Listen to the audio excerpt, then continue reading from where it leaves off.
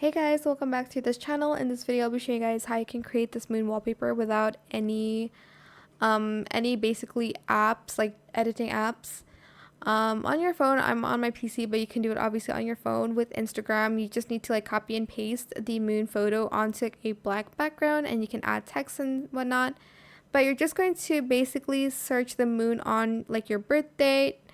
I'll be like the moon on 13th December.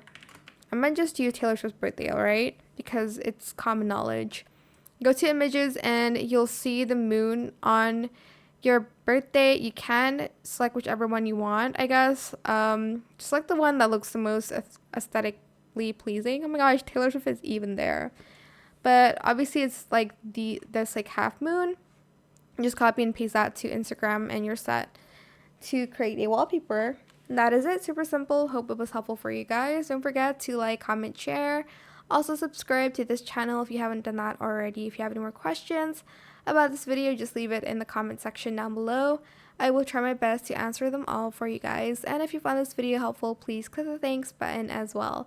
That is it. Thank you so much for watching. Bye.